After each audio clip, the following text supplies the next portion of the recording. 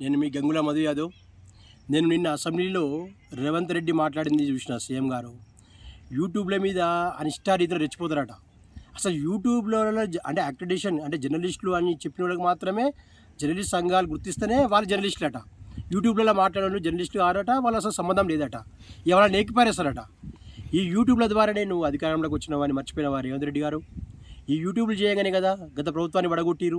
ఈ నిరుద్యోగులు, ఉద్యోగం లేని వారు, రైతులు, కర్షకులు, కార్మికులు ప్రతి ఒక్కరు కూడా ఈ శాటిలైట్ ఛానల్స్, అమ్ముడువే పార్టీల ఛానల్స్ చూపించనివన్నీ కూడా యూట్యూబ్లో చూపించినాయి కదా. అప్పుడు గతంలో సీఎం కేసీఆర్ గారు ఉన్నప్పుడు మీరు ఏం చేసిరు? మాజీ సీఎం మీద ఏం మాట్లాడారు? ఈ యూట్యూబ్లో రక్షించుకోవాల్సిన బాధ్యత ప్రజలందరిపైన ఉన్నదని చెప్పేసి గతంలో 2019లో మీరే చెప్పారు. ఇప్పుడేమో యూట్యూబ్లో ఎక్కిపరేస్తా అంటారు. అంటే మీరు అధికారాలు రాగనుకోమాట, అధికారం రాకముందుకోమాట. ఇంతకంటే దుర్మార్గం ఉంటుందా రేవంత్ రెడ్డి గారు? ఒకటి గమనించండి. ఎవరైతే నిజంగా వల్గర్ పదాలు మాట్లాడతారో, ఎవరైతే నిజంగా మహిళల మీద కించపరచడం మాట్లాడతారో, ఎవరైతే కుటుంబ సభ్యులు ఇందులో లాగుతారో అలాంటి వారిని చట్టపరంగా శిక్షించడం తప్పులేదు. దానికి చట్టాలు ఉన్నాయి. చట్ట ప్రకారంగా వేటోళ్ళ మీద కూడా మీరు ఇష్టం వచ్చినట్టు మాట్లాడుతా అంటే యూట్యూబ్ల మీద అంటే మాత్రం ఖచ్చితంగా మీ గోతి మీరే తీసుకుంటే అవుతుంది. ఇదే యూట్యూబ్లు ఖచ్చితంగా మిమ్మల్ని దించుతాయి.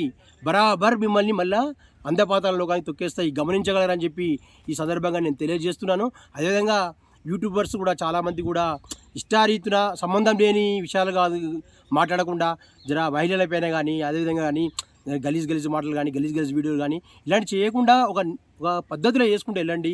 మనకు కూడా యూట్యూబ్ ఎవరైతే చేస్తారో యూట్యూబ్ వాళ్ళకు కూడా ఒక విలువలు ఉంటాయి. ఆ విలువలు పాటిస్తేనే మంచిది. దీంతో ఆయన గమనించుకొని యూట్యూబర్స్ కూడా మారాలని చెప్పి నేను కోరుకుంటున్నాను. Thank you.